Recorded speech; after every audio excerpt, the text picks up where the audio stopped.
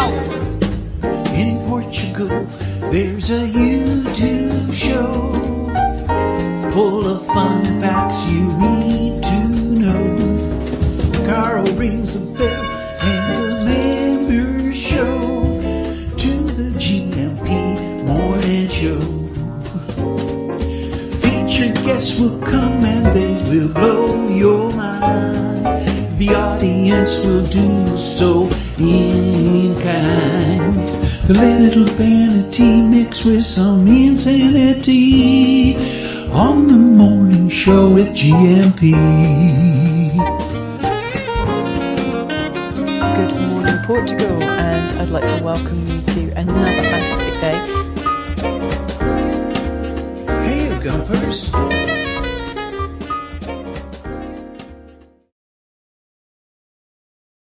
Hola, bon dia, alegria. Munson here with the Good Morning Portugal show live stream and podcast. Tudo bem? Como estás? How are you today? How's it going?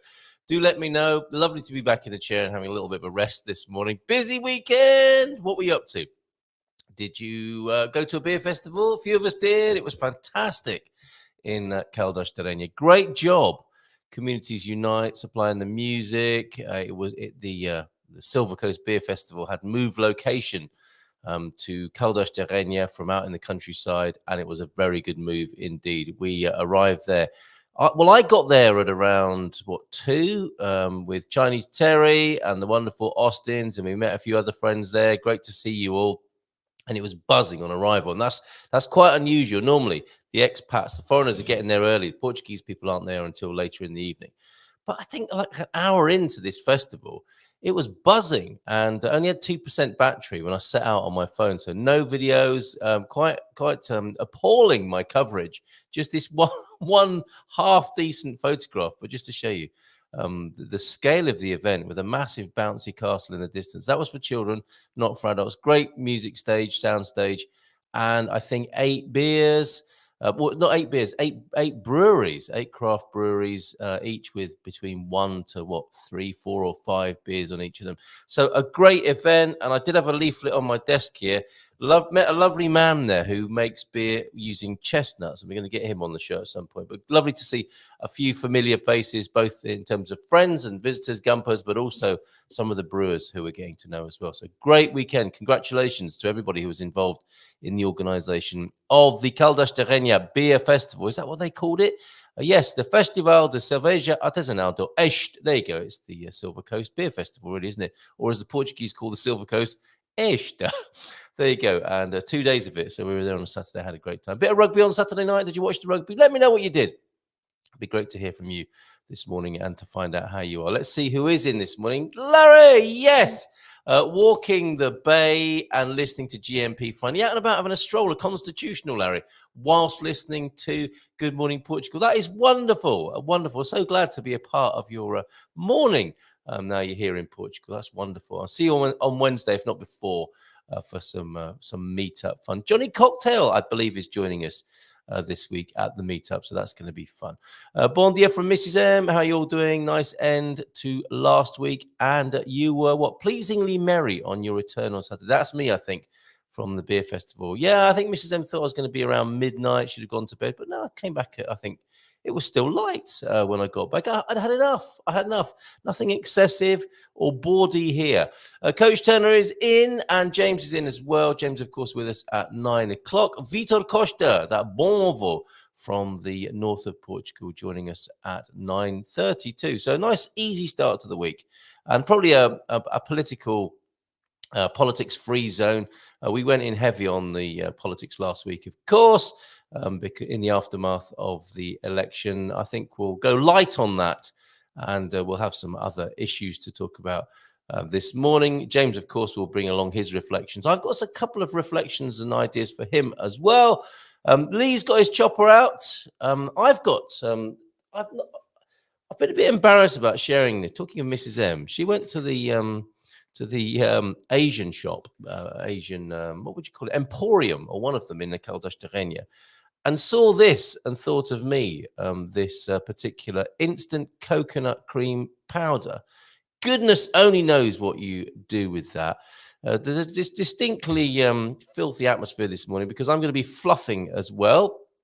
This morning, I've been Larry. Look, I've got the fluff out, and sometimes we try something Portuguese. I'm going to be trying something American. Let's hope that this doesn't fall onto my keyboard or desk now. But look, the peanut butter is ready to have fluff added to it, and I'm going in.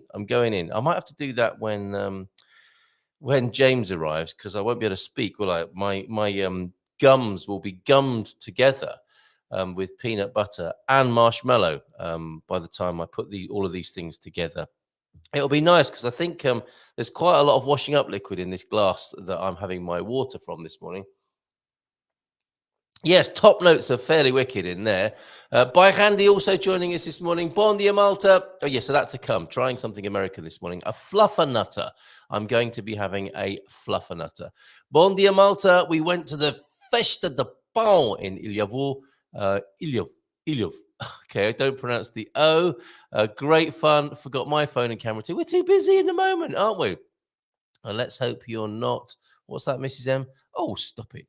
She's so naughty, that woman. Right, okay, let's see what Coach Turner's got to say this morning. Do say hello if you're joining us this morning and you haven't done so already. We will look after you if you're a trainee gumper.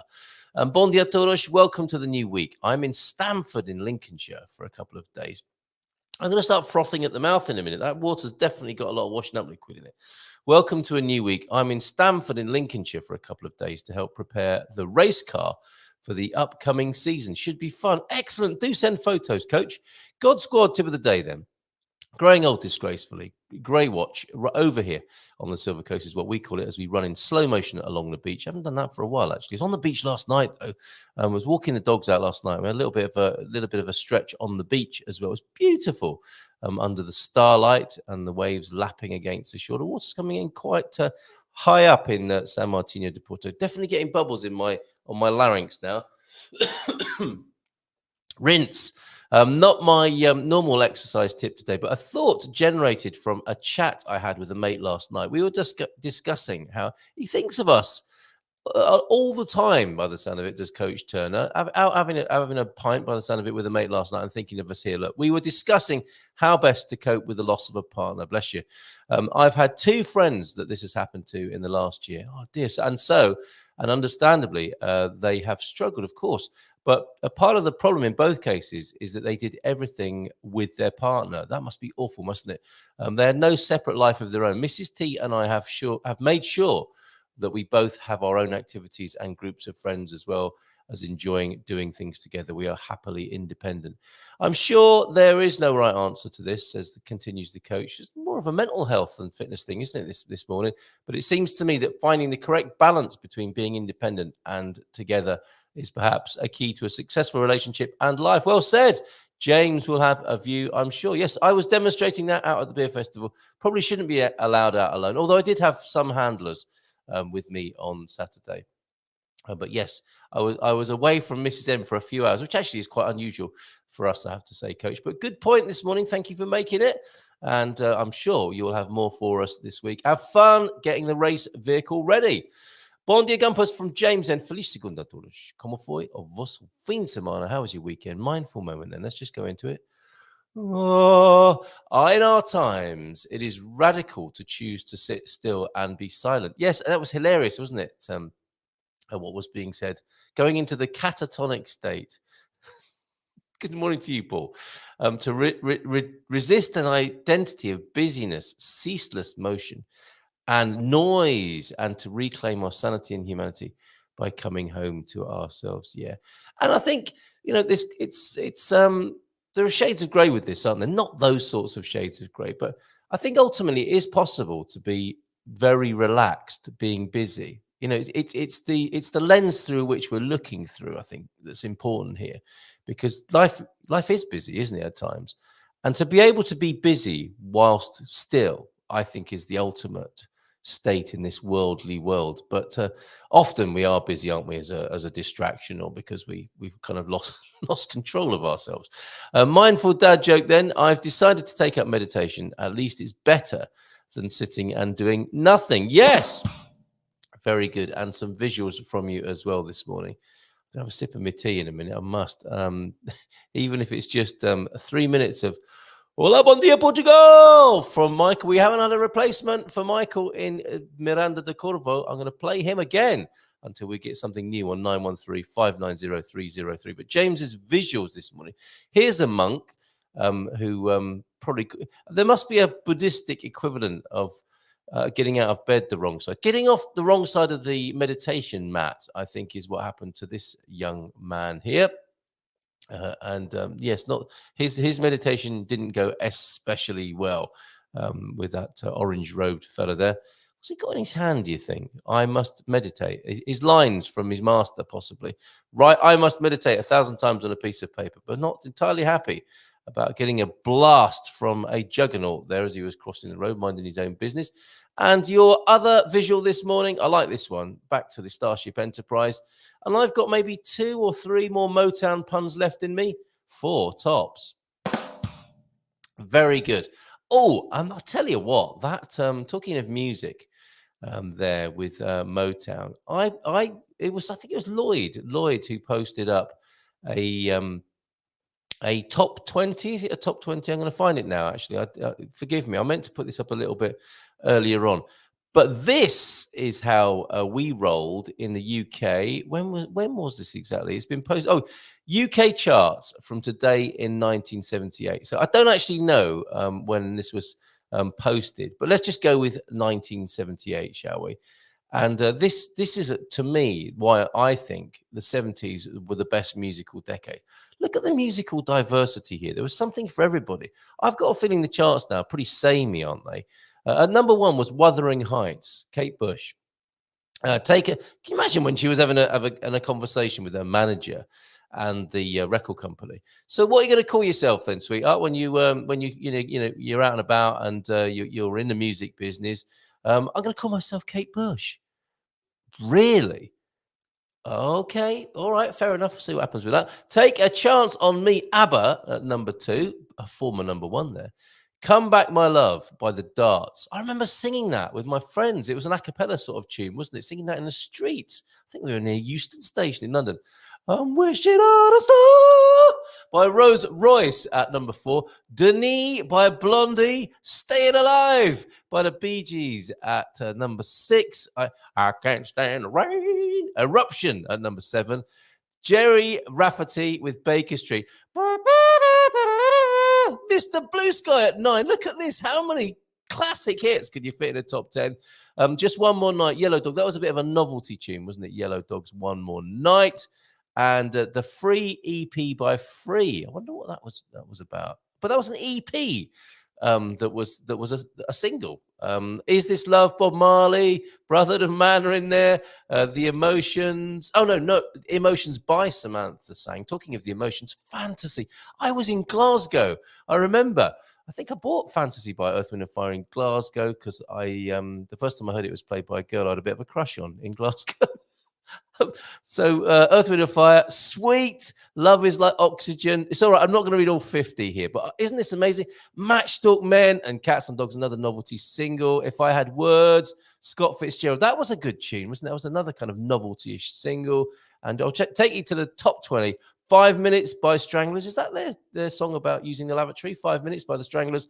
Hot Legs by Rod Stewart with I Was Only Joking, double A side. And Andy Cameron with Ali's Talent Army right there at 21. Oh, and Lilac. I've got to read all 50, haven't I? Lilac Wine by Elkie Brooks. Incredible. I can send that to you. Send me your WhatsApp and I will send you that 19... Maybe that was the pinnacle of the greatest musical decade. David Essex is in there. Fleetwood Mac, Tina Charles, The Clash, The Jam, Queen, Manhattan Transfer. What a time to be alive and listening to music. Absolutely brilliant. Thanks for that, bringing that to my attention, Lloyd, on Facebook. Love the show. JP in Porto. Good morning to you, JP. Lovely to see you, I think, for the first time on the screen. 70s to 80s, rock and roll, my favorite musical period from JP in Porto. Good to see you. I love Marshmallow, so I think I'm going to have to go in and do that in just a moment. Hey, Karen would like to know where you found the marshmallow fluff. in the kitchen belly button. No, it's given to me as a present from Linda and Larry. It's not available in the. This is the new Silk Road, isn't it? The movement of American foodstuffs into Portugal when people are coming in. So, can you get me a jar of fluff on your way in? That is a great list, isn't it? With Jerry Rafferty and the yellow there. And morning to Owen. Nice to see a chart with no politically motivated or gender altering influences. You sound like a grumpy old fart there, Owen. But yeah, you're probably right. Although it was interesting, wasn't it? There was definitely some gender bending going on. There was some androgyny. But I don't think it was more artistic than political, wasn't it? Interestingly, there. Earth, Wind and Fire Fantasy. I thought that was our song. It is our song just because I bought it. I think her name was Linda. Scottish Linda.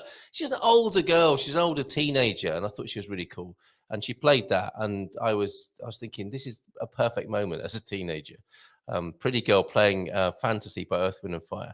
And then I don't think I heard it again until I bought it on a bootleg cassette in Singapore some years later. So it is definitely our song.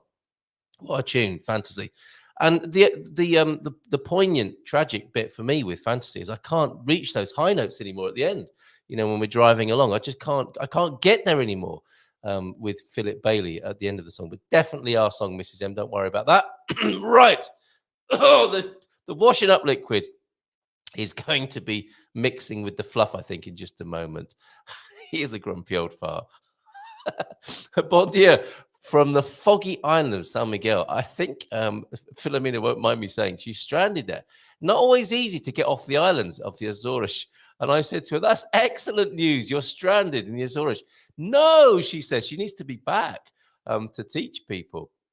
And I'm going to show you a couple of pictures that she sent us. This vast countryside that you can see in the Azores. Actually, quite extraordinary, the imagery that's coming in. Do you remember the brown swimming pool that we shared with you? It needed its pH balance or its chlorine sorting out.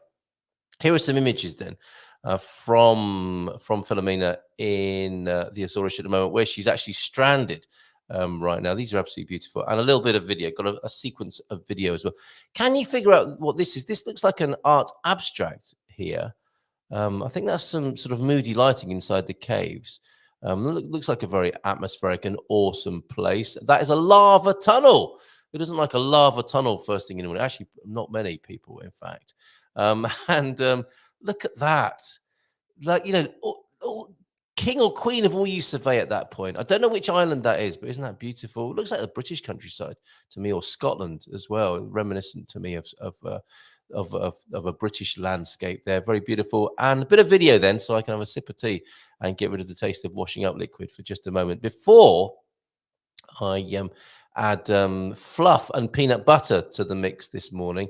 Let's have a look at this little video then from Philomena while I have that sip of tea and have a bit of a rinse here. And we'll leave this background here of one of the Azorian islands as well. Here's some video for you from Philomena.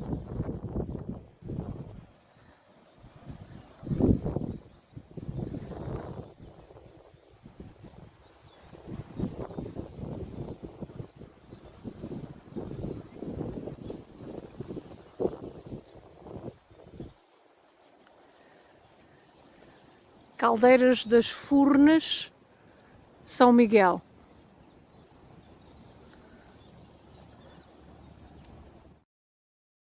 Steaming there first thing in the morning. Right, okay. I think I'm going to go in. I might need you to take over the show, Mrs. M, in just a moment if I can't prise Majora apart with this peanut butter and fluff combo.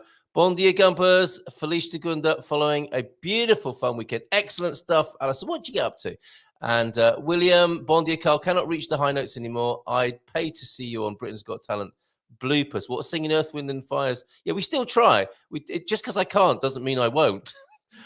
We still try with the high notes, though, don't we, Mrs. M? Thank you. Coming to my aid there, refreshing and changing my water, which is a bit foamy this morning. Expect that with a real ale, not so much with a glass of water. And bon dia, Alison, from James as well, from James Holly to Alison James there. See what we did there on the screen for you this morning. It's almost as if we plan this Gumper VIP list. Quite a few Jameses, aren't there? One way or another, Jims and Jameses. So good morning to you. Thank you for being here. I think I will try this. I will play try something Portuguese, although I know this isn't. But this is what we have been doing. I haven't done it for a while. Trying something Portuguese. We are going to be trying something American, but we'll play this anyway.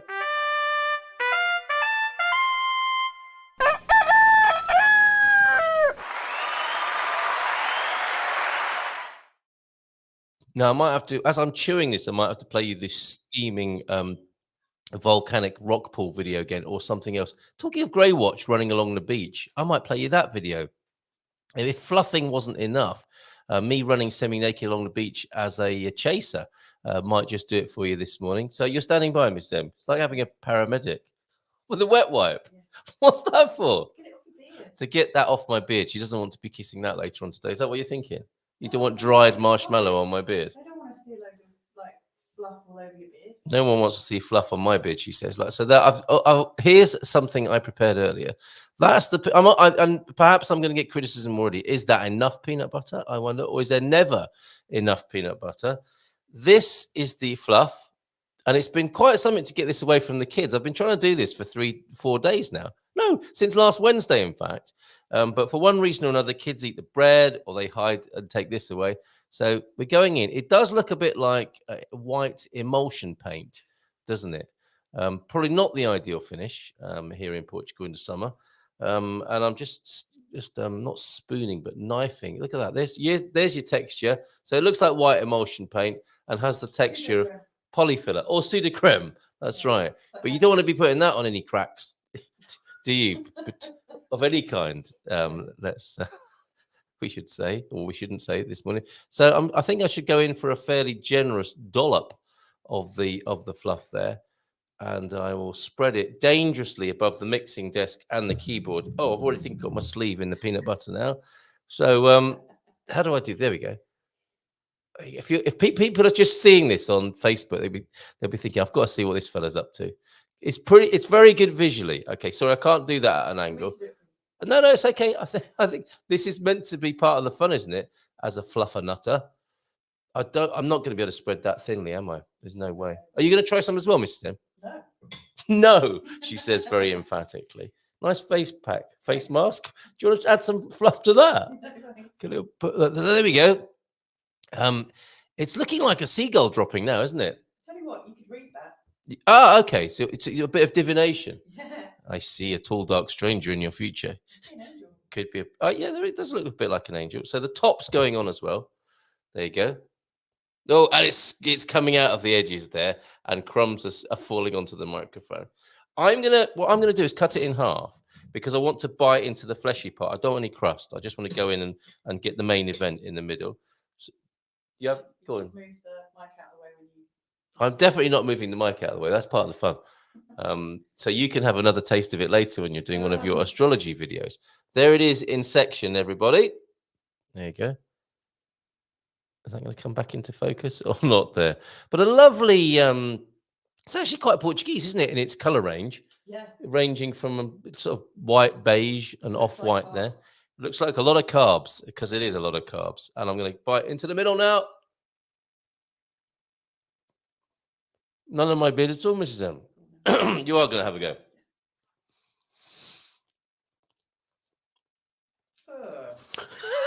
Did everybody hear that? Off camera. Disgusting. It's not disgusting. No, give it. No, you. Thank you. Nurse. Hold on. Thank you for your help with this. My gorgeous assistant running off now. She's wiping my face. I do like peanut butter anyway, and that is bringing another dimension to the peanut butter experience. I think I am officially a fluffernutter now, because that's what it says on the jar here, and it's quite gelatinous. I can do this over my head, and it doesn't come out. I hope. The delicious sandwich made with marshmallow fluff and peanut butter is the fluffernutter, and I did it this morning. I did a fluffernutter this morning live on the show, gluten-free. You'll be glad to know as well. So there you go. Thank you so much. Oh, I've got some on my finger. That's not a good. Oh no, it doesn't come off easily once it gets on stuff. Right, so officially a Fluffernutter. Thank you so much, Linda and Larry, for bringing that over from the United States of America for me to try something American this morning. Would I do that again? I think it's one of those things where I'm not quite sure right now. I can totally understand why my kids would like it, and I might have to borrow some insulin off somebody a little bit later on today. But I think I probably would try that again, but not straight away. I think I'll just let my blood sugar levels balance up a little bit. Well, oh, and here in Portugal, it is. I thought they were sonhos, the little donuts that you can buy in the shop, in the bakery, in the padaria or pastelaria. Apparently, the little sonhos, the little fried dough sprinkled with sugar, is a filhos. I was told yesterday. It's the season. It's coming up to Easter, so there will be some seasonal confectionery for you. And here's another little meme that you might be interested in. You've heard of pub crawls, and we did a kind of pub crawl at the weekend, moving from one craft beer stall to another. Here's an idea based on that, which Jackie, who you see from Expats Portugal on a Wednesday, I thought of her immediately when I saw this and sent it to her. Not a pub crawl exactly, a bakery crawl. This is something you could definitely do here in Portugal. Thank you, Donna, for this as well. Always lovely to see you and your travels around the world, Donna. A Gumper. And you and Jim, of course. And you posted this up, I think, yesterday or over the weekend. Pub crawls are all the rage, but I truly feel that the idea of a bakery crawl has a lot of potential. I thought that would work so well here in Portugal, would it not? Excellent. Couple of minutes to go then before James joins us with his reflections on living here in Portugal. I've got something I'm taking to him this morning. Well, actually, a couple of things. Something on the language front and something on the, well, what would you call it? The personal development front. But wanted to let you know about, wanted to let you know about the podcast that we launched on Friday. Often we have a bit of what I would call a storm drain. We like to keep it light and bright and breezy here on the Good Morning Portugal show. Nothing too heavy on a weekday morning. And for those heavier duty issues, we often create a separate space for that, an unsafe space, if you like. This is more the safe space, and we create unsafe spaces. And I was thinking, right, okay, what should we call this podcast that me and Douglas Hughes, or Douglas Hughes and I, he's ex-BBC, he would probably prefer me to say Douglas Hughes and I. What would we call our new podcast? Why did I say that? Seems to be a pretty good title for it. And it's setting the record straight on a Friday evening. Those things that you put on social media, well, I do, and get myself in trouble putting things on social media, and it kicks off. And this is a chance to put the record straight. That is not what I meant, or a chance to ask other people, what did you mean by that? Before going off on an eggy tangent about something we have said ourselves or something that somebody said to us. Chance to put that straight on a Friday evening with me and Douglas Hughes. I think it's going to be a little bit later this coming Friday, possibly 9:30, 10, but we're certainly on a Friday night fluffing for the man cave before they start their session. And one more interesting thing, you know, all these Portuguese surveys we see, but putting Portugal, you know, usually first or in the top 10 or the top 5. I was thinking, this is like damned by faint praise here. This is expats in Portugal here. Portugal has the world's 18th fastest internet. Is that a good thing? I wonder. That's an atlasandboots.com survey ranked the countries with the fastest internet in the world, and we come in at 18th. Fast enough for me, generally speaking. But I just thought, whoa, okay, they're scraping the barrel a bit there, aren't they? Great things you can say about Portugal. 18th in the world's fastest internet competition. Right, let's play his music and speak to him on the other side of his intro video as I clean out the last few bits of fluff between my teeth and we have a chat with Mindful Migration Monday, James Holly.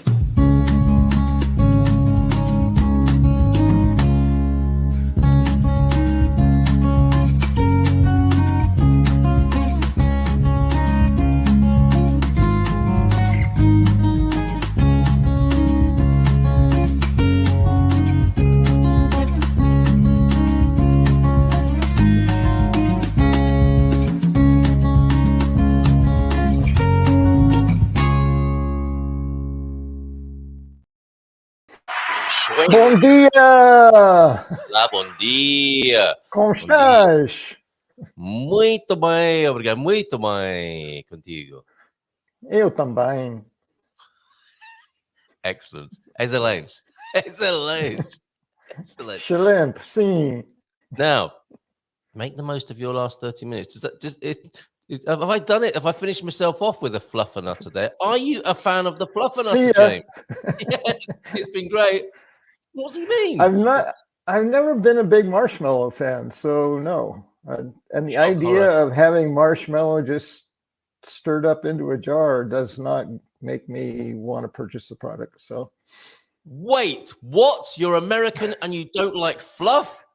What's matter wrong of fact, with the I'm world? an American who never heard of fluff before. So it may be a regional thing. It's not, I don't think it's an American thing. It's those people's thing, and it may be some other people's thing. But I wouldn't say, ooh, fluff is a big cultural icon in the United States. I don't think so. But that may be because I never heard of it before. Might It could be be the California. biggest thing going on. Yeah, I'm seeing it's MA. Is that where's MA? Is that Massachusetts? Yes. What's happening? You're right there. Yes. Itchy bottom. I'm settling in. Okay, good. Can I tempt you with fluff fudge then? It gets worse, doesn't it? Fluff fudge. You know, you could probably leave me out of the whole fluff invitation list. Anything called fluff, probably don't need it. There are 2.5 in terms of food. Yeah. Well, food called fluff. The fluff fudge has 2.5 cups of sugar. Is that all? 4 tablespoons of butter or margarine. It's a good start to a recipe. Cholesterol rising. 5 ounces of evaporating milk. 1 jar of this. Mom, buy an extra jar. We're making fluff fudge. 3/4 of a teaspoon of salt. Mrs. M thought it needed salt. Needs salt to balance out the sweet, or maybe butter too. So I think she'd like the fluff fudge.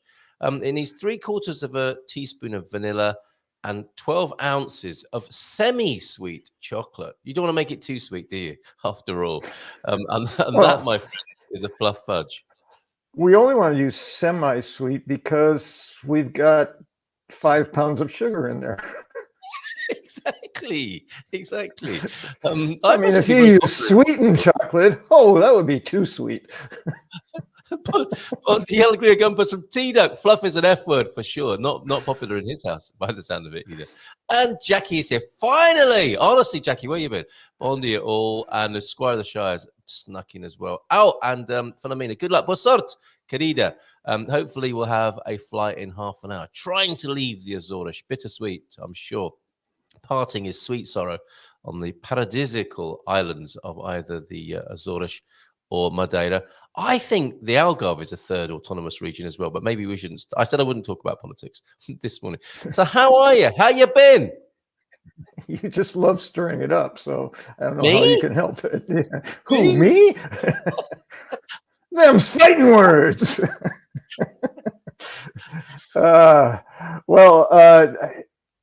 I'm kind of enjoying this. No, not kind of. I am enjoying this. This new one thing I've learned about language thing, because I'm learning something new. Just one thing that I didn't know before, and I'm excluding the things that I'm learning intentionally, like when I am going through Mia's course or something. It's just something I worked out myself, or something someone told me along the way. That kind of stuff that might not be taught in a typical language class. I thought, well, that's kind of a unique way of looking at it, and potentially really helpful. I found great information coming from unexpected sources. So anyway, I don't know if last time we focused on the vowels, I and U. I did want to clear up, because I found some people afterwards, they were then putting the emphasis on the I anytime there was an I in a word. I just wanted to make sure that that's not the way it works. I doesn't claim the emphasis, so and I unfortunately I didn't come up with some examples. I was just trying to make the point that it's always pronounced E, whether it's a quiet E or an emphasized E. It's always going to be E, and the only reason you need to use the accent is if you are emphasizing a word with the I in not the penultimate syllable. So say it's the first I, and it starts with an I, and you want to say the emphasis there, you're going to go E da, right? Yes. Because it's the emphasis. Anyway, the bottom line is it's just E. That's what I was trying to say. And People oo were is coming up with exceptions straight away. They were trying to challenge you, weren't they? Immediately. No sooner had the theory been shared. Yeah, but anyway, yeah. Thank you for yeah. your Well, addition. and I always use the caveat. Anything I refer to in Portugal, that I say always. I say with the one caveat that there's always seems to be an exception. Yeah. I still haven't seen the exception with I. Now, some people will use the diphthongs, so combine vowels. That's not I standing alone. That's I making a sound with another vowel, which is a different sound. It's Yep. not either one of those vowels. It's a totally different sound, but that's Yeah. combining the vowels, and that's not going to apply there. It's kind of like when Philomena was talking about the emphasis with a word that ended with the ia, and saying, to me, I emphasize the E because I hear and E is the next to the last syllable. And she misunderstood and said, no, because there's another way of saying IA, which is yeah, da-da-da-yeah. And that's just one syllable, yeah, but it's a diphthong. It's two vowels put together. Ia is two vowels that are not put together. It's two separate sounds. So anyway, there's lots of stuff to focus on. My brain loves the intellectual, analytical challenge of understanding it. It helps me to learn the language. But anyway, E is always E, except if you find an exception somewhere. But you're probably not going to. Yes. Yeah. Fair enough. Thank you for that clarification. So, it all helps, doesn't it? It all helps. Yeah, and it can be overwhelming. That's why I just want to stick to one thing I've learned. So this is just clearing up the last time. The week before that, I focused on the name of a city spelled Setúbal, pronounced nobody knows, and then why I use what I use, which is Stubble. Yeah. And it's not the right way. It's the way I choose based on how I understand the language. Yes. As I understand it, you can say it pretty much any way you want, and people will either know what you're talking about or not. And it doesn't matter which one you choose; you'll get the same reaction. Like what? Or that is the joy and misery of language generally, isn't it? Because it's a bit like, I guess, being a music student. You've got to learn your scales and your basics before you start improvising. And it's very much like that with the language, isn't it? Because you will get regional variations after you've supposedly learnt the right way. You'll hear it said differently because that fits in with a whole set of different pronunciations from a different part of the country or world, for that matter. Maybe, Azorian, Portuguese, very different, for example. Yes, and as I've heard people who have been to Stubble, they say they're talking to someone who has lived in Stubble their whole life and said the name of the town 3 different ways in the same sentence. So then there's that confusion. Like, choose one. Which one is it? I want the right one. It's like, generally, you don't need to worry about it too much in that regard. Upset people, maybe. Yeah, just have a bit of fun with the foreigner. S-Town is T-Duck's favoured approach there. That's quite a nice little hack, isn't it? Yeah. Some people are just call it Americans, I think, or I don't know, immigrants. It's difficult for me to imagine a Portuguese referring to it as Stubes, but I've heard that. Stubes. Yeah, I've heard that as well. Stubes, yeah. like. That's I assume that's American because that's an American kind of thing to do. I'll just give it a nickname that's easy for me to say. So yes, like fluff. There you go. Yeah. So along that theme, because you and I have talked about this confusing name. It was confusing to me, and I've heard it continually confused. People don't know exactly how to pronounce what they are calling Obidos. It's like, no, it's not Obidos. It's spelled that way, O-B, and they're getting the I right, Obidos. But so many things that need to shift in that. The S at the end, for instance, would be sh, unless it precedes a vowel. There's all these things that you kind of have to know around pronunciation if you're going to get it right.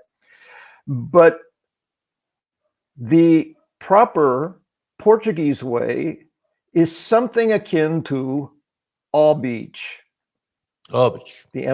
The emphasis goes on the O. It has the accent mark, so it's going to be pronounced ah, and it's going to be emphasized. So it starts ah, then bidos. But because the Portuguese don't say bidos typically, not that that's incorrect. They'll understand you if you say ah bidos, and saying it that way is correct phonetically, but it's not how the Portuguese say it. So it's beach, and then you just kind of taper off at the end. You get to that last consonant, you don't need to worry with the oosh so much. So just go shh, and you're done. Okay, and it's as though we planned this, James, because that is obich right there. Now I've got a question for you. Is it a big castle or a small castle and a big bottle? A small bottle with a tiny woman? What's actually going on at the chocolate festival in Obich there? Thank you very much, Alison, for this lovely coverage, quite coincidentally, from the town that James is helping us to pronounce here. I'm going to go with a big bottle, small woman, and large castle combo. What about you?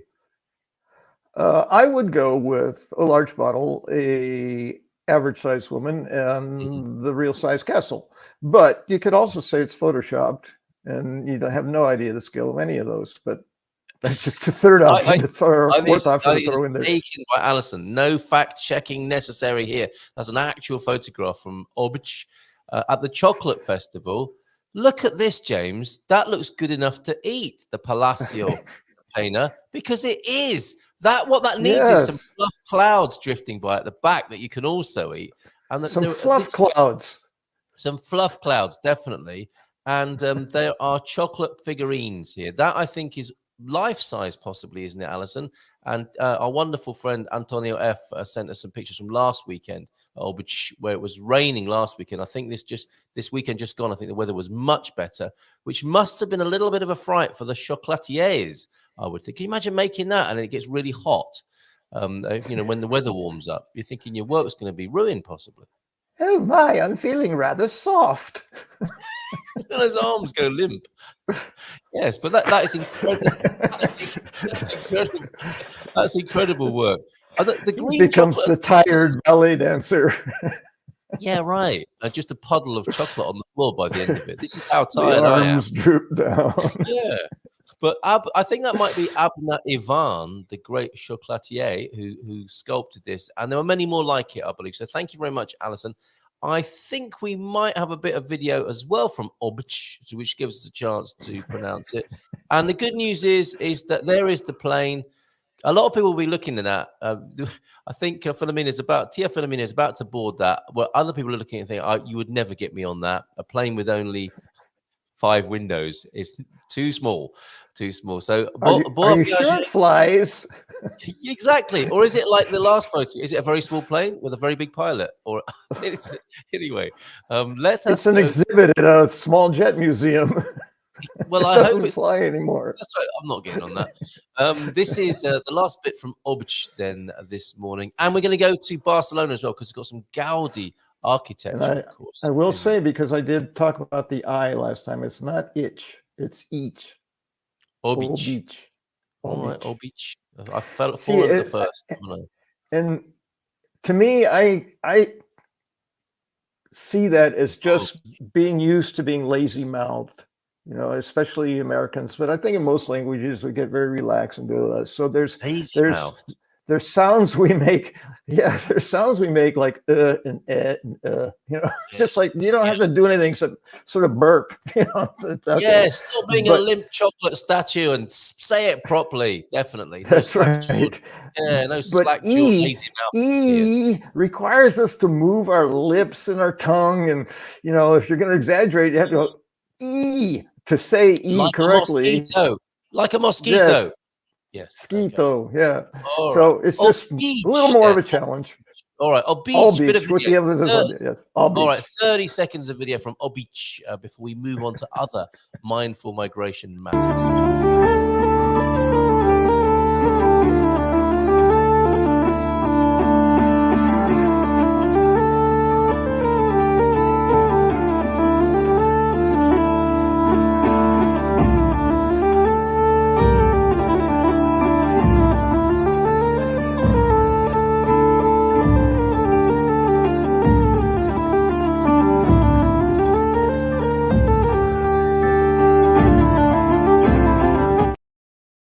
That's a good sound, isn't it?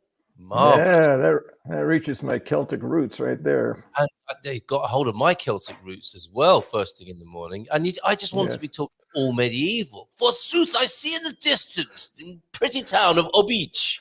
I want to emphasize it. You're emphasizing the I now. You're saying oh beach. No, it's all beach. That's what I said. No, but this is the medieval pronunciation. I think you'll find. Oh, okay. Yeah, you're getting all medieval on me. Technicality. All right.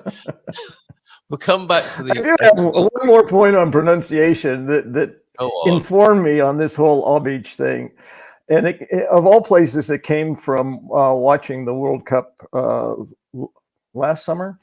And I was watching Portugal and the United States. Those were the only matches I was interested in watching. When I'm watching most Portuguese television at this point, as I say, it's just a bunch of noise with an occasional word I understand, So it's great review. Yeah. It's there. Now I'm trying to think of words I know, and the brain just doesn't function. Anyway, I was watching the U.S. match, and with sports, you hear repeated things because it's pretty much repeated actions. So you hear names, and then you hear actions, and and then I would hear. And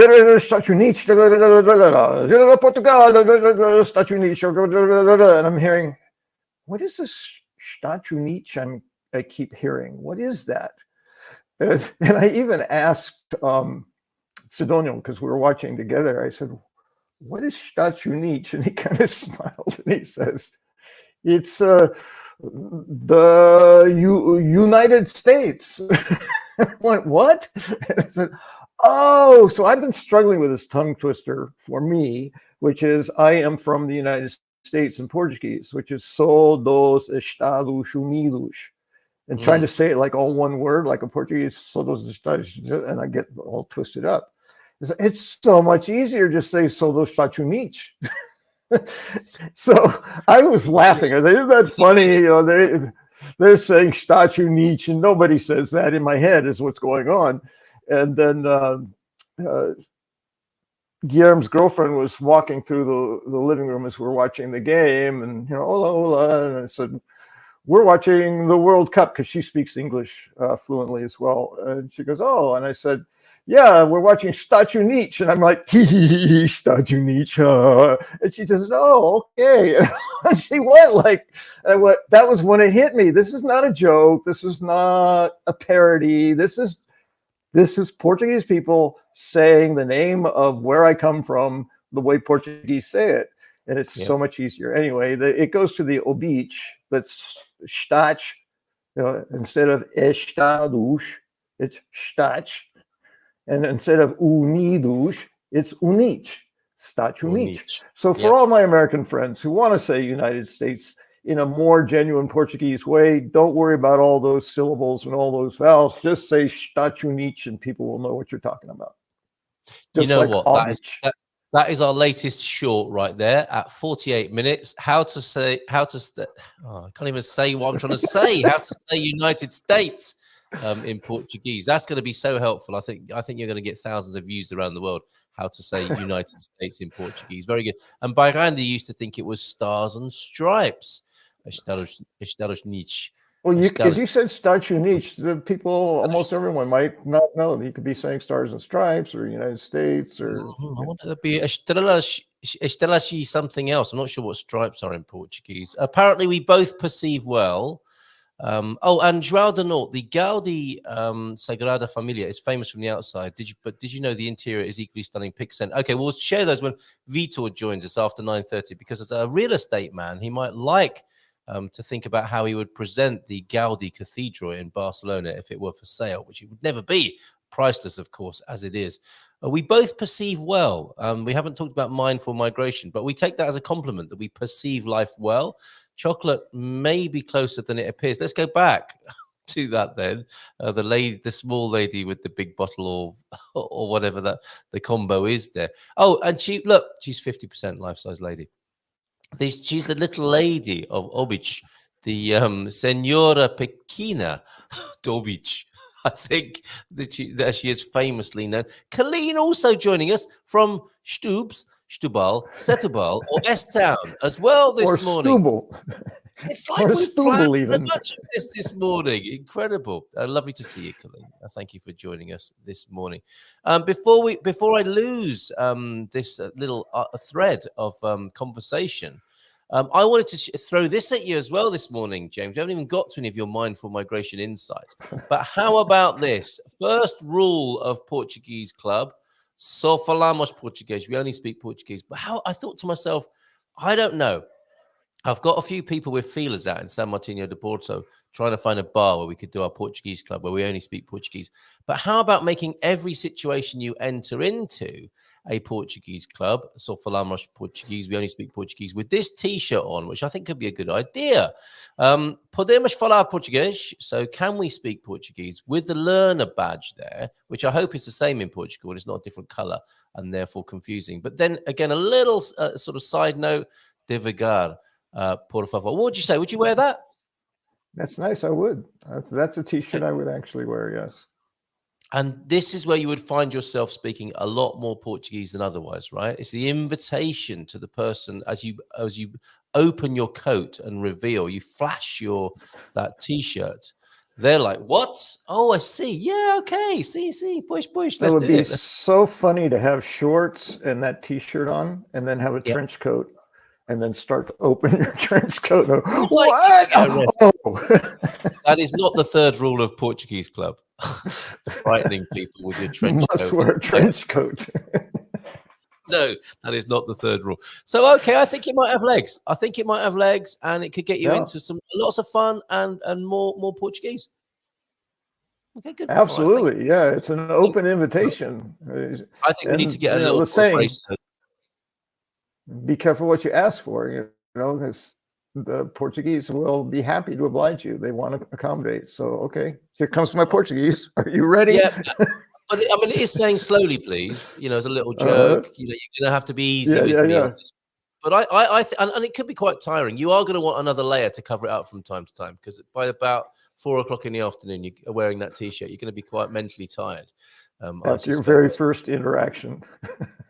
It's like, I'm putting this T-shirt away. I'm turning it inside out. I've had enough for today. That's right. No more of that for now. It's a long story. Why are you? It's cold out. Why are you undressed? I had to take my shirt off. It was just too much. Okay, James, 6 minutes to go until Vitor joins us. I'm sure he'll be very happy to talk about mindful migration. But did you have any specific and particular insight this week?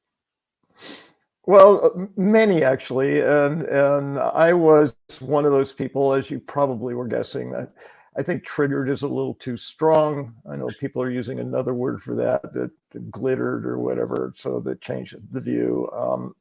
But the whole politics thing is just this time of the year and this part of the election cycle is just, I don't want to say the worst time of the year or whatever, but I just don't enjoy it.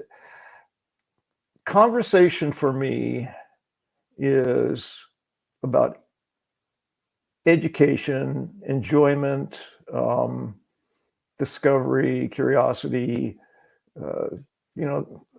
fun, that kind of stuff, and possibly even talking solutions to things. I'm not someone who wants to engage in a conversation of problems. It's like, okay, that does nothing except bring me down. And so it's all about the impact it has on me. And the state of the world in general, particularly as it's presented by modern day media, news is not news, because to me, news is information. And this is all opinion and judgment and labels and basically trying to make money by clickbaiting. So the whole political thing for me is like, no, thank you. And so I got to think about that in terms of mindfulness, because I'm sure I'm not the only one, and it may be some other topic. It doesn't have to be politics, but anything. People will get excited because they're into it and they want to talk about it, and they start talking about it, and you're not interested and you just want it to go away and stop, but you don't want to be rude. You don't want to say, shut up, all that stuff. So what do we do? So I did some thinking about that. And, people talk about brutal honesty, and honesty does not have to be brutal. It can always be kind and thoughtful and respectful. Yeah, well said. But still honest. So how do I say I'm really not interested in this and I don't want to talk about it, even though you're talking about it very enthusiastically? And it's like, well, what would I say if I had the time to think about it, which I did, to deal with that? I'd say something I would say something akin to, either I know because I know this about you, or I can see that you're very excited about this and really want to talk about it, but it's really not my thing. I just really don't have any interest in politics or the conflict or the negativity that's going around in the world. And I would Should we role play it? Should we role play it right now? Sure, why not? Okay. Takes bite of fluffernutter sandwich. No. James, what do you think then about this Shager popularity then? Shut up, Carl! I don't want to talk about it! It looks so well. I'm not offended at all. That was beautiful. That was so beautiful. I really got a sense of how you felt. I'm thinking, okay, I should leave it. That's amazing. I need to get out of here before I get hurt. Okay, that's so much for the humor. Let's go ahead and do the role play. I promise I won't. I just had to do that. No, that was very good. Shager, in third place as a political force in Portugal. I find it absolutely fascinating. What do you think, James?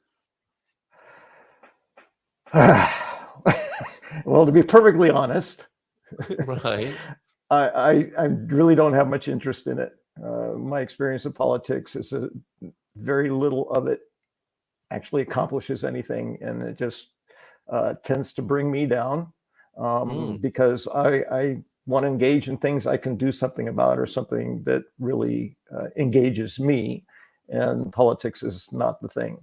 So I'd prefer to talk about something else if you'd rather. I'm perfectly open to talking about psychology or history or culture or language or art or music or, many, many, many things. So this is just the one space I would prefer not to talk about. And do you know what? I think I could handle that. I think I could handle that. Yeah. I've got a good friend in Porto, and he described this very situation. He was talking with a fellow American who was banging on a bit about, difficulties and challenges and negativity and so on as he saw it, and said, you know what? I'm not enjoying this conversation anymore, which I think is possibly a little bit borderline. The key thing here is owning it, isn't it? It's like, and I think saying I'm not enjoying this conversation is owning it.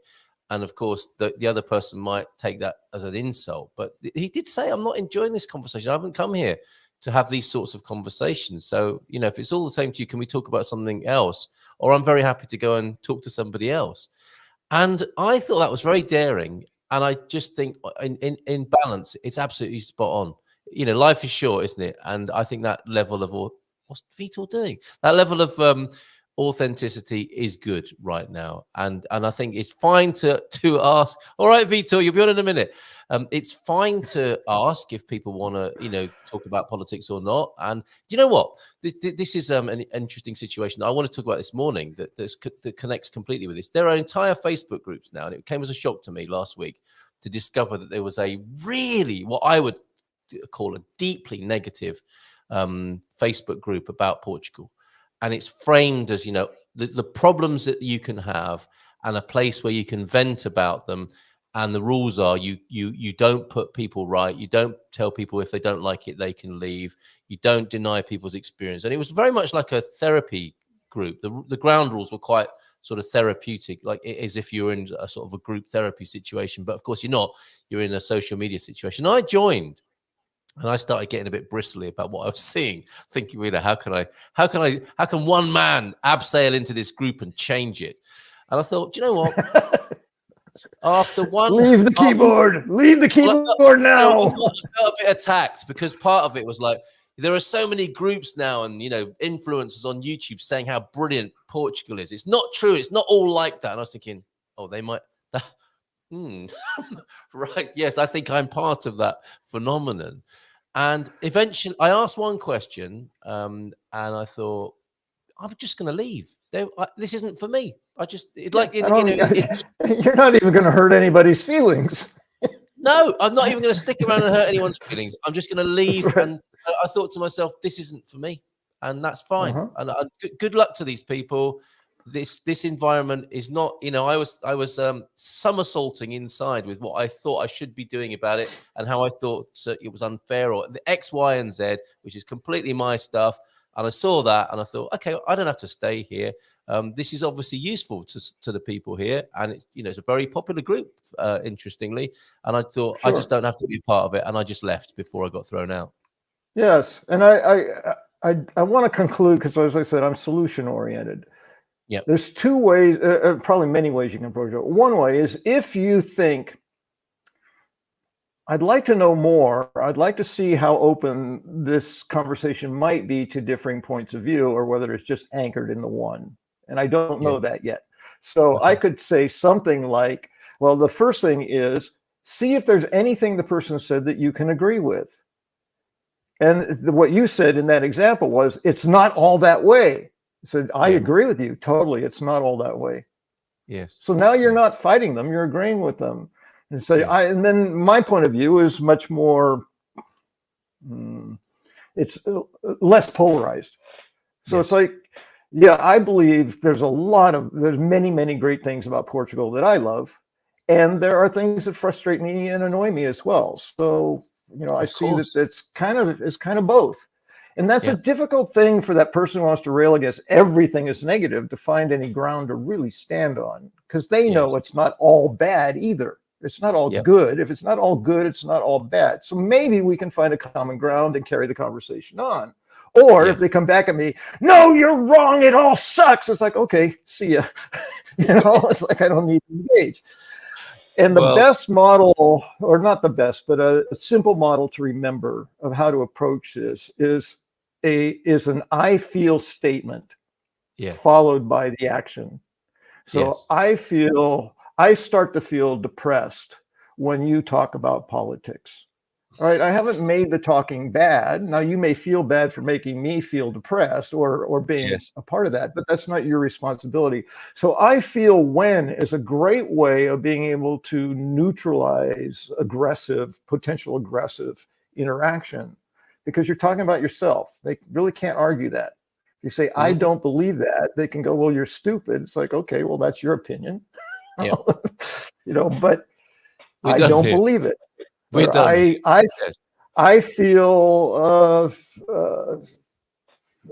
now I'm trying to remember the word for unsure about what you're saying, but feeling typically is an emotion. I feel sad, I feel happy, I feel excited, I feel curious, like that. So for people who struggle, like, how do I do this without, I don't want to trample all over people, just say, okay, well, I'm noticing, I do that too a lot. I'm noticing that I'm feeling a little frustrated. Yes. Because I want to resolve these issues and I don't see a resolution. Yes. Yes. Well, something along that line. And then you're just creating an opportunity to open the conversation. The other person may not go with finish you. it, or finish it, or and say, finish look, it, I haven't come out for this sort of evening, but I wish you luck, and maybe we can talk about this another time. But tonight, I've got my dancing trousers on, and tonight is a different kind of night. And the other thing you can do is carry around a little portable PA and play jingles at people. So they say something, and you go, It's another one. Politics. There you go. Or I'm loving this.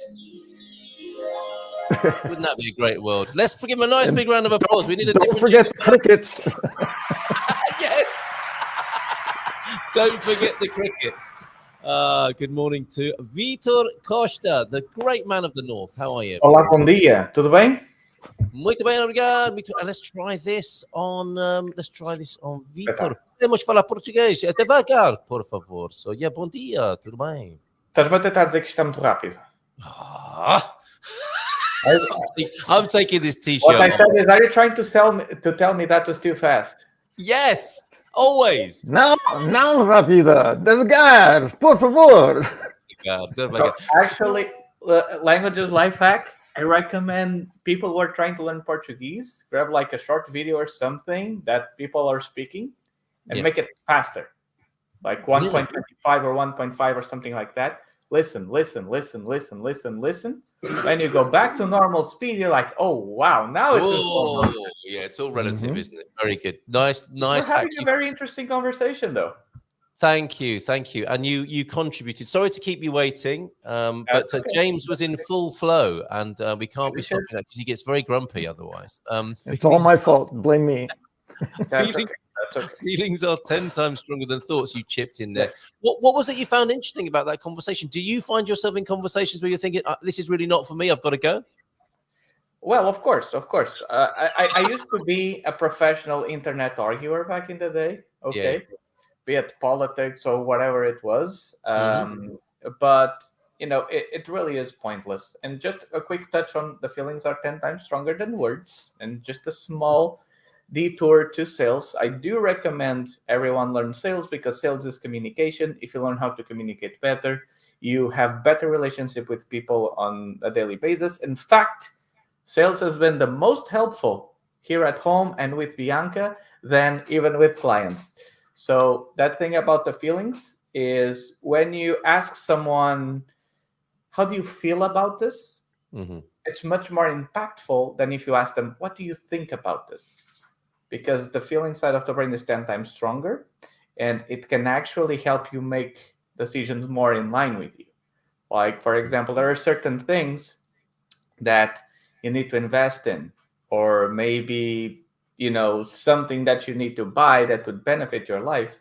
If you were to think about it, you'd think it's too expensive. But if you were to, how do you feel about it? It's like, well, even though it costs a bit, I do need this for that reason. Yeah. So, and again, the difference between persuasion and convincing someone is when you convince someone, you're trying to get them to do what you want them to do. Yeah. You persuade them, you help them do what they want to do. Yes. Anyways, so you were talking about that group that was talking bad about Portugal, right? Yes, I was. I decided to leave. Yeah. The whole yin-yang thing. Yes. Right?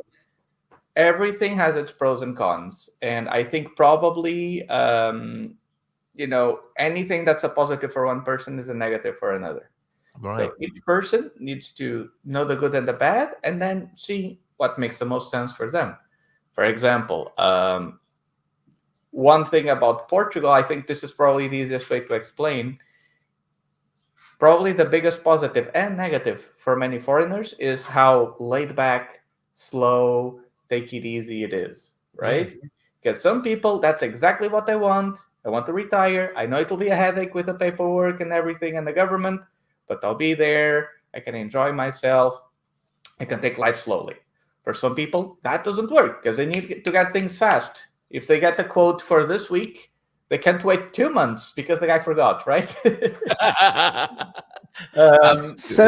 Send them to Hawaii for a week and then bring them back to Portugal. It's just like what you're saying about the same thing with the 1.5 language. Yes, absolutely. Wait, what is it with Hawaii?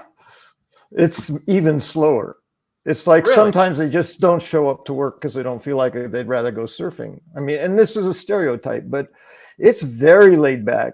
People say what time and they say tomorrow. It's like when I arrive.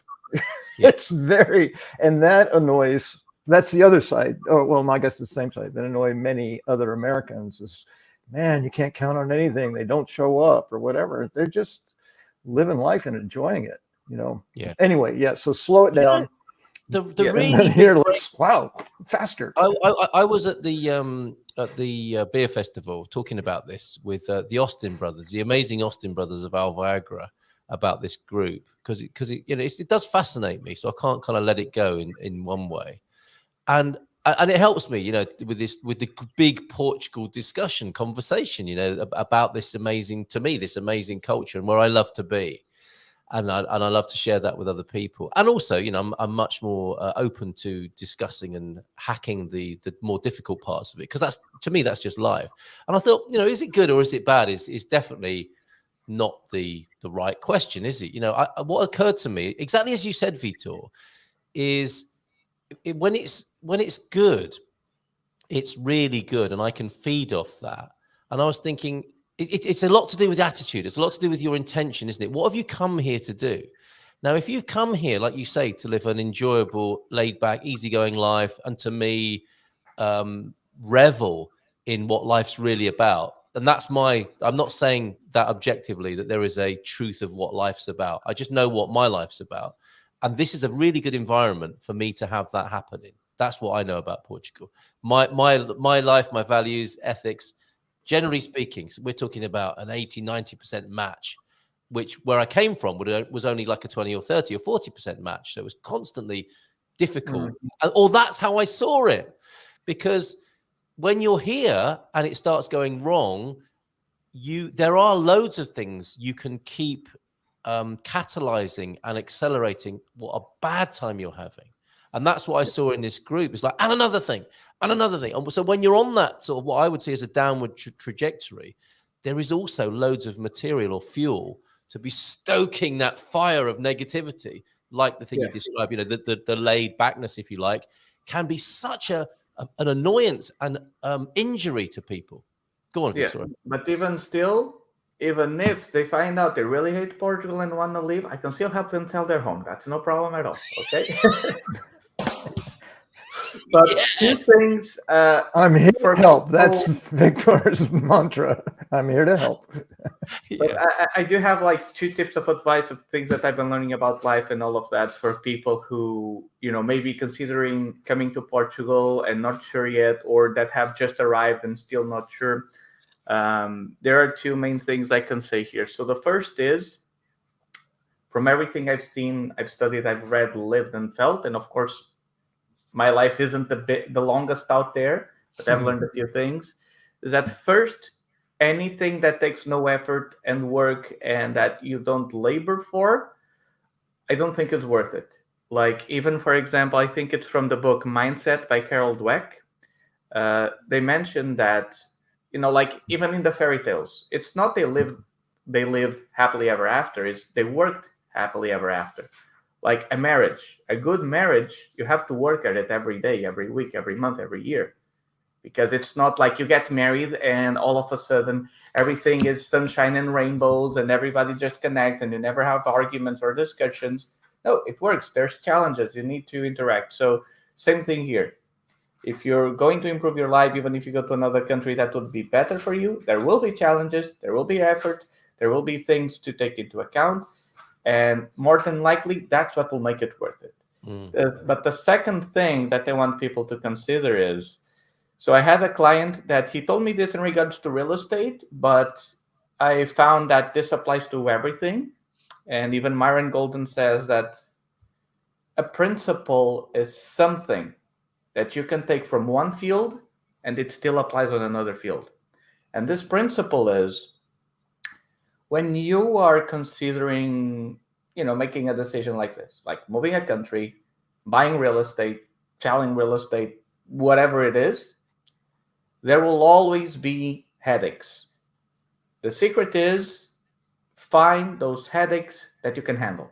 Yes. That you can deal with, that you can hire someone to do it, or whatever it is. So Portugal has a lot of great things, has a lot of not so great things. So that's also why actually I've started offering, pre-relocation paid consulting. So like, hey, you're not sure if you want to go to Portugal or not yet. Let's do a consulting session. We agree on the price or how many, at least 2 usually, go over a little bit how the market is, go over a little bit how the culture is, and does this fit with your expectations or not? If it does, then we can offer our services, see if it makes sense to them to hire us, or if they want to try and go on an adventure on their own, right? Yep. And then people have to decide, because maybe you can deal with slow paperwork and government or whatever, and then maybe you go to another country. Or maybe you were thinking about Panama, but you don't want to handle crazy drivers, so Portugal might be a little bit better there, you know? Absolutely. And I've seen this change in you, over time, because we've known each other a little while now. And you and me both could have been a little bit triggered or offended by people criticizing Portugal. And the maturity around that is to see, that's how people see it, that they're entitled to that view, and they might have a point. And so if they do have a point, what can we do about that? We don't need to get stuck, do we, in being offended or triggered by people attacking our beloved place. We can face the fact of what they're talking and even about. more, do we even have to do anything about it? Right. Can we let them have their experience and their opinion and not need to do anything? Well said. Let them have it. It's their problem, not mine, right? Yep. Well, unless they're consulting with you, then yeah. No, I mean, even still, I'm here to give information, to provide feedback, and to be as honest and transparent as I can. Perfect. And then it's up to the person to take that information and say, does this fit in with the life I want? Or is there something here that clashes? If something clashes, is there anything that can be done? And maybe I can help with some of them. Or is there nothing that can be done? If there's nothing that can be done, can I live with this? Mm-hmm. And that's kind of how I see things. Well done.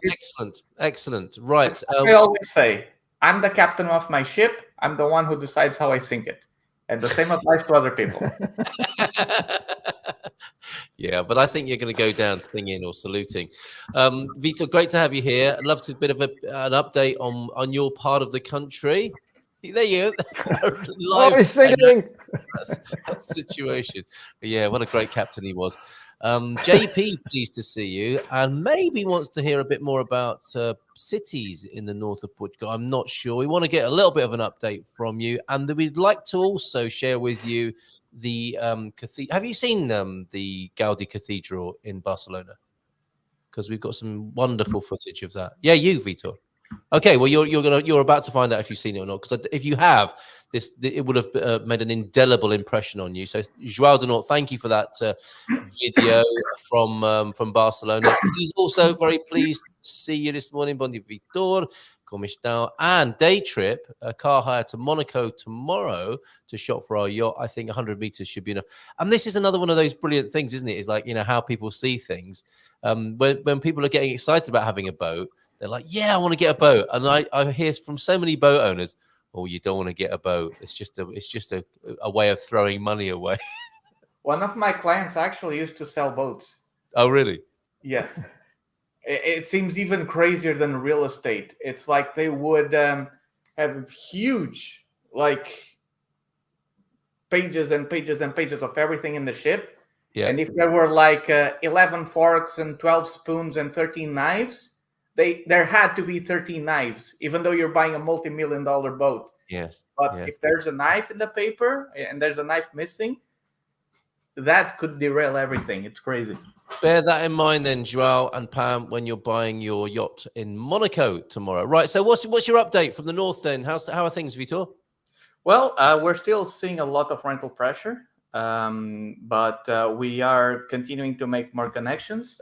We've been meeting more people so we can have more ways of serving our clients. We're also working on a few interesting things that we can offer our clients because, we want to create basically things of value, both for free, of course, because I believe in helping the community, but we also want to start having offers for different price ranges, right? Mm-hmm. Maybe some people don't need our premium hand-holding service to help do everything from start to finish and integrate and do their house and fill up their fridge before they arrive so they don't have to pay for an Airbnb or a hotel or anything like that.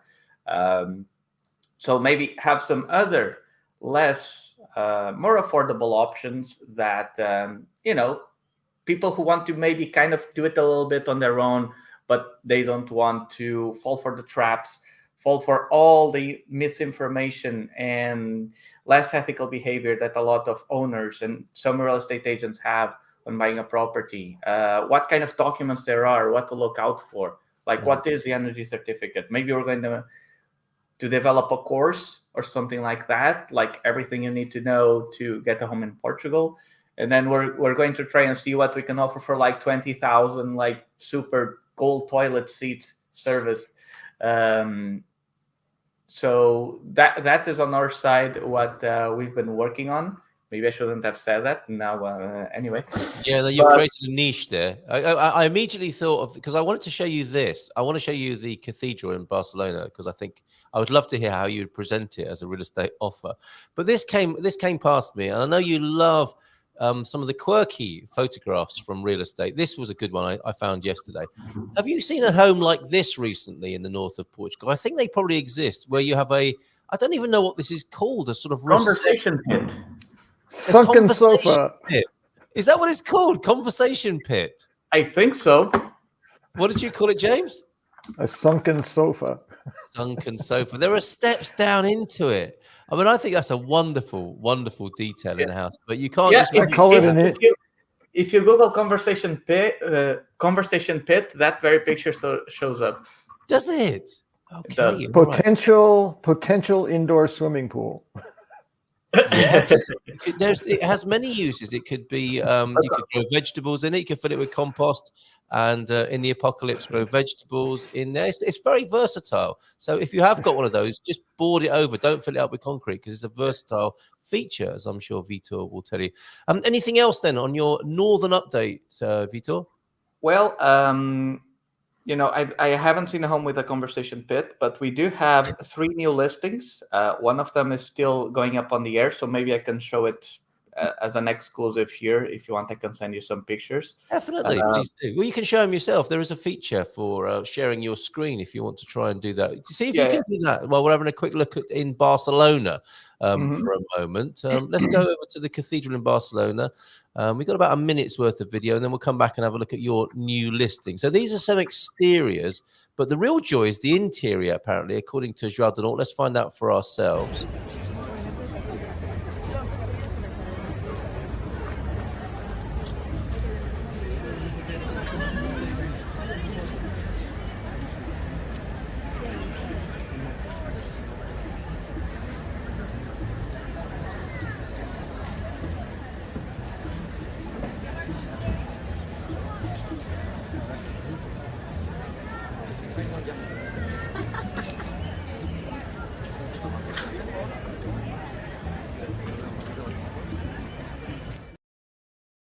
What an amazing building. A little bit more, a little bit more.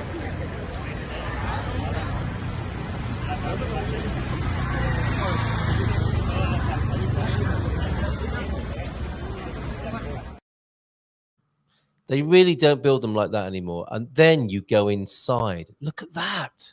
Isn't that beautiful? Inside. That is really sexy. It isn't it just? I mean, why can't we build things like that anymore? And then a bit more video, and we'll come back to you on your listing. 30 seconds more of the inside.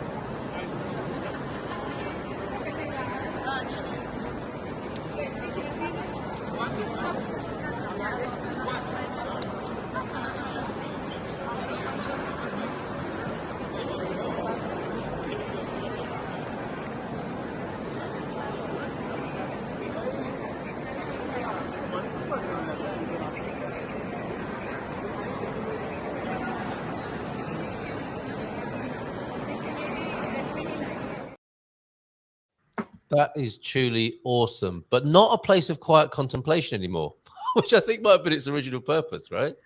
Yeah.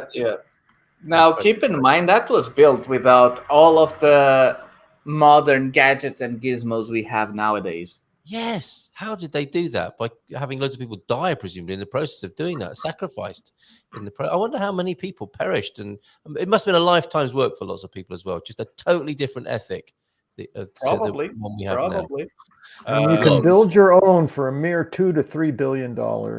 Right, all yours, brand new. Now, I'm not even sure if you could build something like that right now. Like these buildings would take decades and decades, and now we're at a point in time where people just want everything now.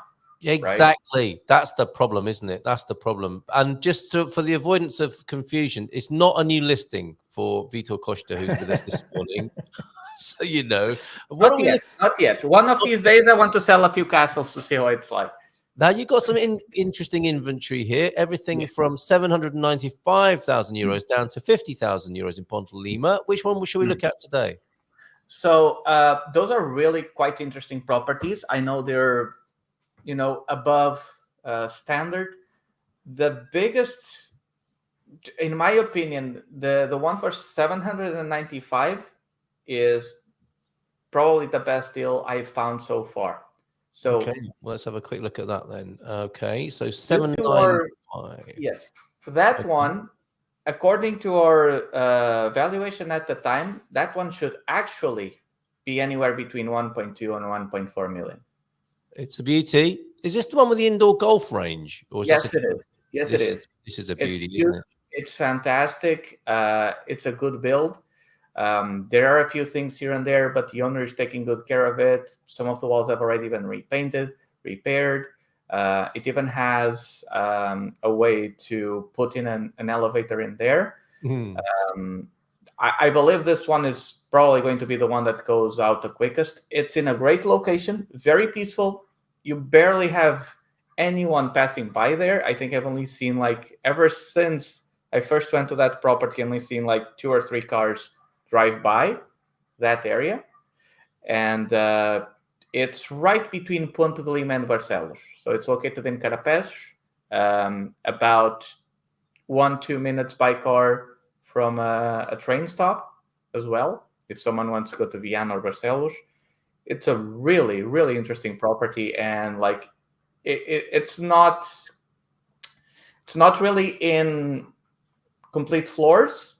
It's you have the ground floor, you have half a floor, and you have other things there. Half a floor, and you have the bedrooms. Half a floor, and you have more bedrooms. Some very sort of engaging and entertaining on the eye, the architecture of Yes. Yeah. And from the lowest floor, not including the garage, you can from the top to the bedrooms, the entrance at least. So you can call your family for lunch, and the whole house will be able to hear you, I guess. Very good. They still, if they're kids, they still won't come. But yes, it's a good try. I mean, it's a palatial Walk-in closet, jacuzzi room with view for the mountains. I mean, Jesus Christ.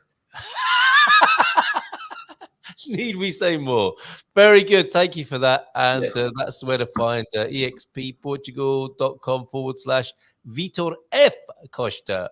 But if you want, I don't know if we have time, but I can show you one that's going on the market this week. Okay. So it could be a sneak peek preview. Go on then. Can I share the screen here? Yeah, try that. Pete's saying we have someone in the village who has converted the former armaments pit into a sunken bath with no drainage. That's going to take some bilging, isn't it? And that is still being built, the Gaudi Cathedral. It hasn't been finished after Gaudi started it, although it was consecrated in 2010. It is still in the process of being built. João Denor adds, Gaudi began construction in 1882 when he was 33. He died aged 75 in 1924, still under construction, and expected completion 2033. Isn't that incredible? Superb. How have you managed there? 100 years. Yeah. Is this working? Yes, it is. All right, tell us about this then. Oh, it is working supposedly, but that's but we're in front of it. I'm adding it to the stage. Let me just get rid of that one. Maybe this is the problem here.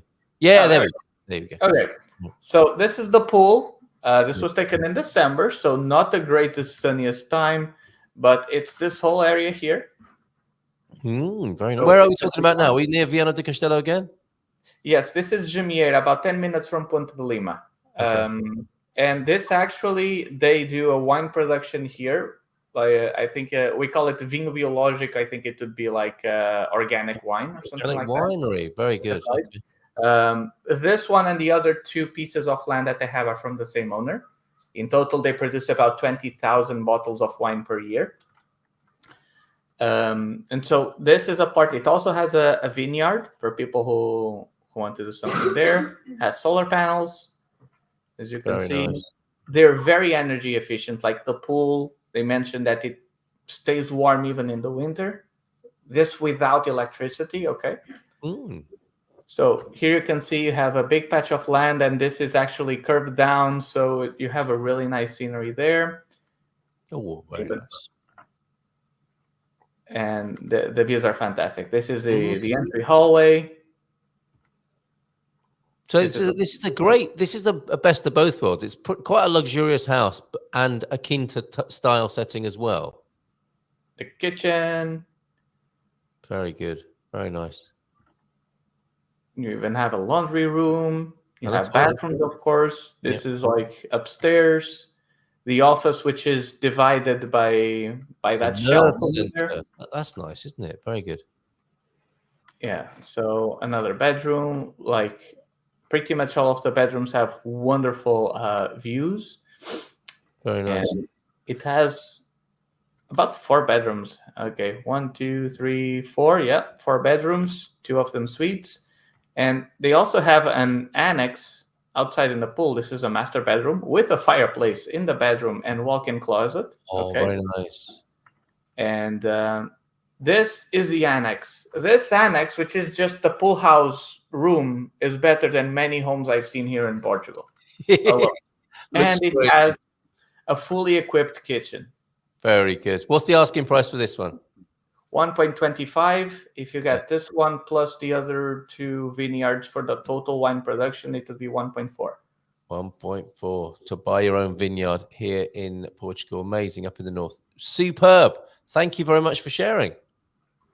Thank you very much for having me share it.